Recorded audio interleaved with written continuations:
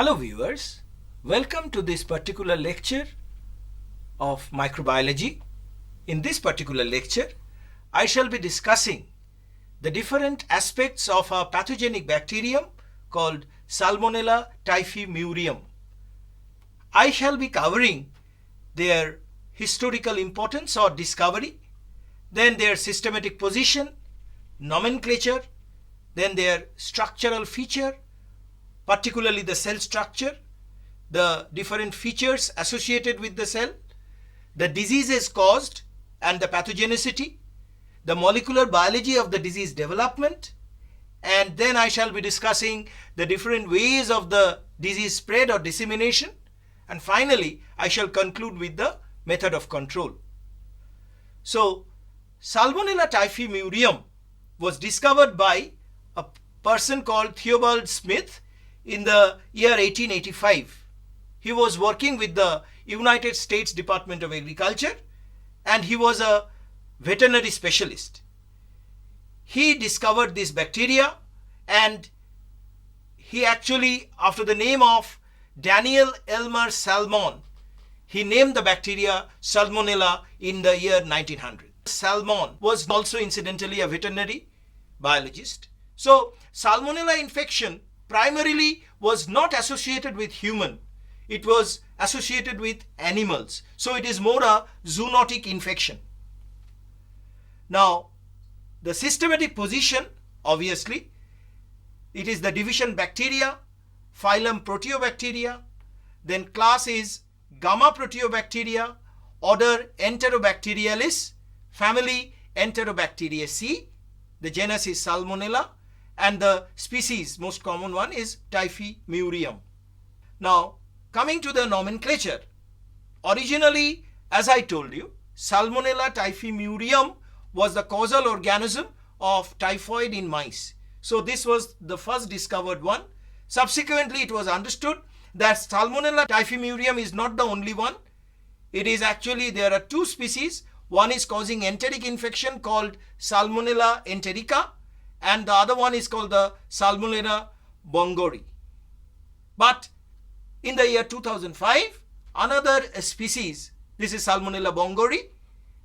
In the year 2005, another species, Salmonella subterranean, was discovered from the soil itself, and this was considered to be a separate species. But considering whether it is Salmonella typhimurium, whether it is Salmonella bongori, whether it is Salmonella subterranean, they are almost the same. The structure is quite similar. So naturally, subsequently, on the basis of serovar, meaning the surface protein, Salmonella can be classified into 6 different types. So we call it like this: Salmonella typhi, then the serovar or variety is enterica, then it is salami, then it is arizoni, then it is diarizoni, then it is hotoni and indica.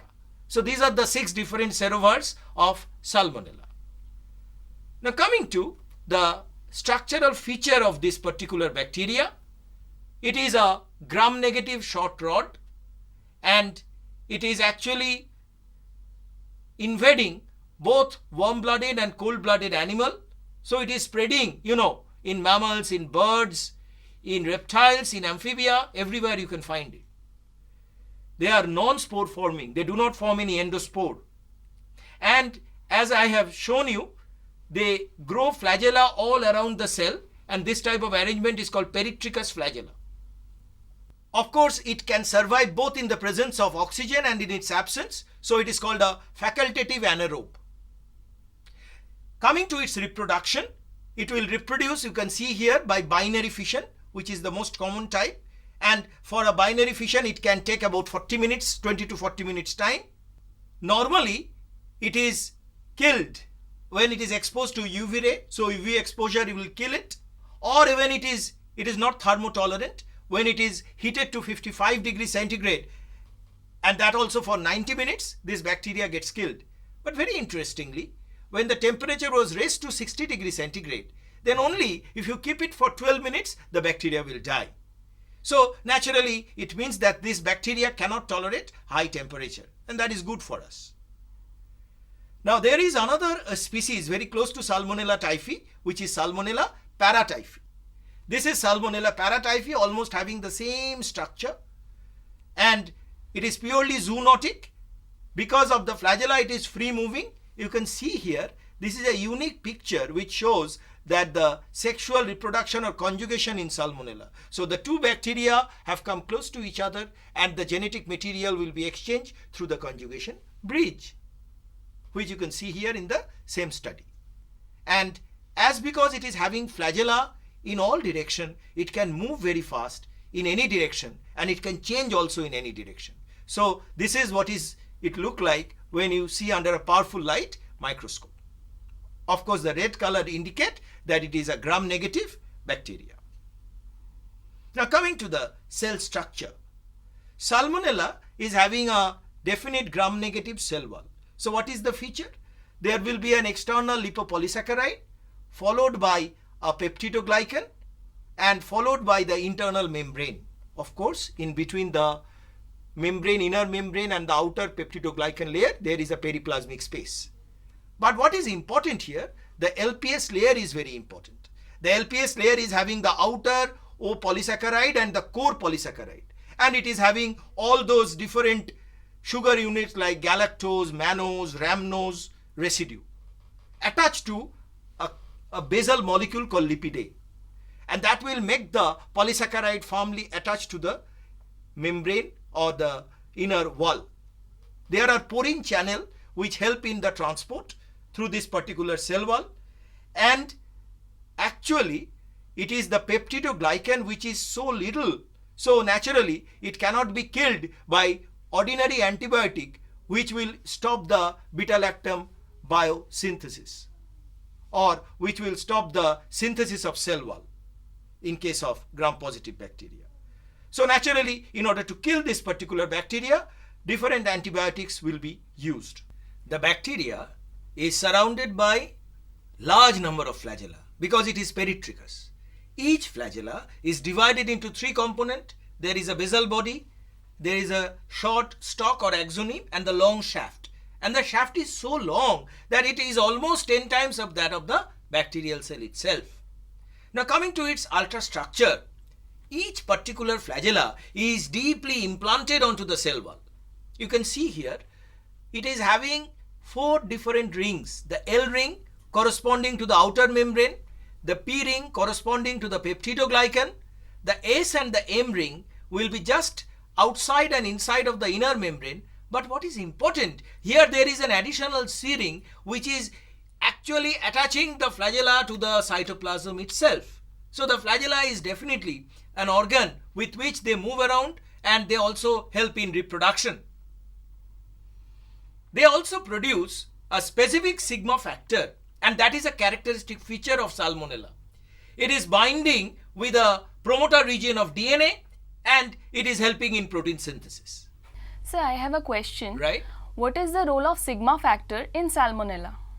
You see, it is a good question. Sigma factor is helping in protein synthesis. So this protein synthesis will bring about sugar breakdown. So it will help the organism to survive, and it is also helping in the production of some virulence factor, some toxin. So it is on one side, it is helping the organism to survive in unfavorable condition, and at the same time it is allowing the production of virulence protein factors. Okay? Now coming to the genome of Salmonella typhimurium is pretty large. You can see there are different region, a specific region corresponding to different functions. But altogether there are around 4,599 protein coding genes and around 204 pseudogenes. And they are having different protein factors. They produce different protein factors. One such protein is the Lux protein. The Lux operon is unique. This Lux P, Lux Q, Lux U, Lux O, they are actually, the Lux meaning they are related to bioluminescence. So this particular Lux protein both is active in low cell density and high cell density, and they actually help in repression of bioluminescence with the expression of the LuxO. Sir, is Lux gene related in any way with quorum sensing? You see, Quorum sensing is related to communication. Lux gene is helping in the transport of phosphorus, which may be related to metabolic activity. Because of this metabolic activity, they will degrade sugar substrate. So maybe in one way they will produce some byproduct which will allow the cell to reproduce more and thereby degrade the sugar substrate. So it is somewhat related to quorum sensing. It is a good point that you have made. Right. Next, growth of this particular bacteria. This bacteria can grow in triple sugar medium, TSI medium, where there is iron. If you add ferrous sulfate, it can utilize ferrous sulfate and deposit sulfide. So you can see all these Pseudomonas aeruginosa, E. coli, then the Salmonella, then the Shigella, they are all capable of surviving in TSI and they are actually converting iron.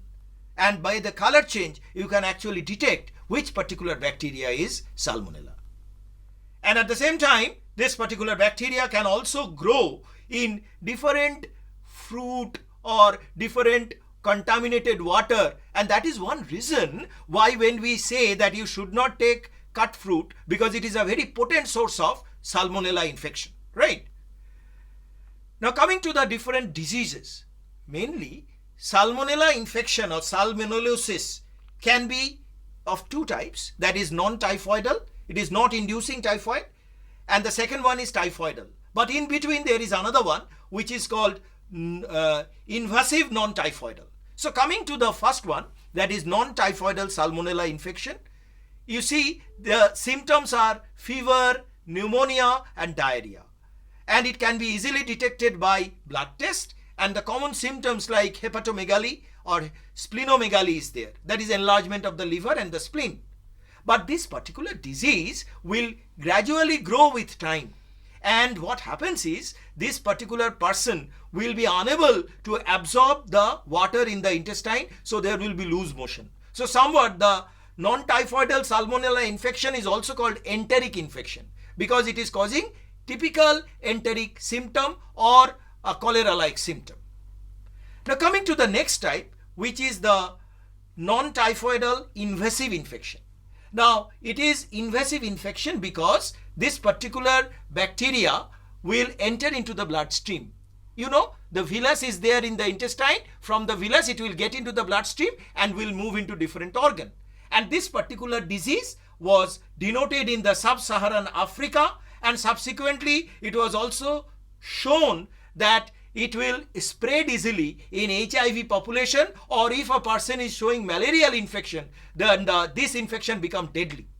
And you can see here it is invading the liver, it is invading the villi, and the condition becomes more worse in HIV because they will show hypersensitivity, and this anaphylactic shock will actually be fatal in that particular person who is having HIV.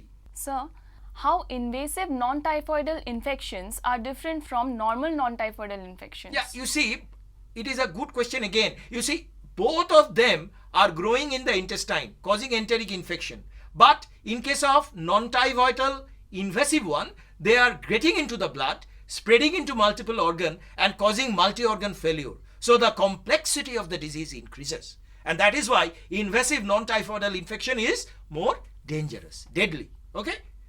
Now coming to the typical typhoidal infection induced by Salmonella typhi. You can see here this particular disease cycle is there. It will have the 7 to 14 days of incubation period. Then it will get into the epithelial mucosa, and then it will enter the submucosa, and it will finally enter into the Peyer's patch in the intestine and will be getting into the lymph node.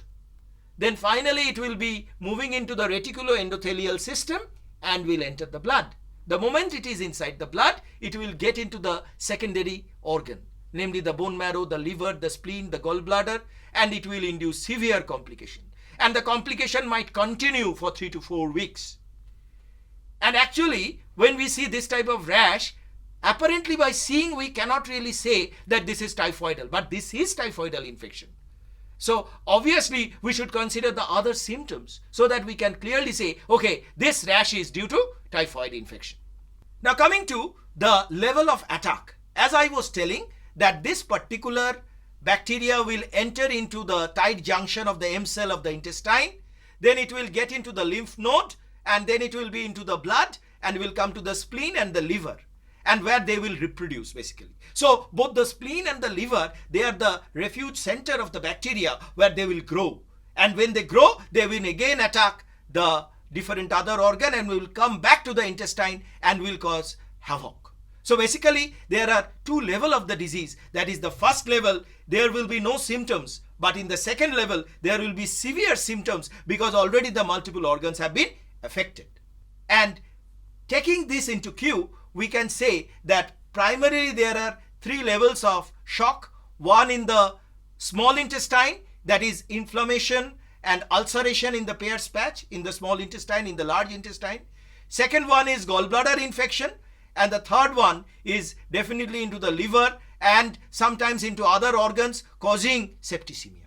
So a particular typhoid infection, apparently it is not very harmful at the initial stage, but as it goes on, as it is going into other organ, it can cause septicemic condition, which can be fatal. Okay? Now coming to, as I was telling, that the disease follows a typical pathway. And this pathway is like this. This is the intestinal endothelium or the gut lumen, where there will be specific M cell. What are M cell? These M cells are without the villi. So the bacteria will enter into the M cell. This is the specific receptor, and it will form an endocyte. It's a vacuole structure. Then it will follow the connection, tight junction, into the macrophage.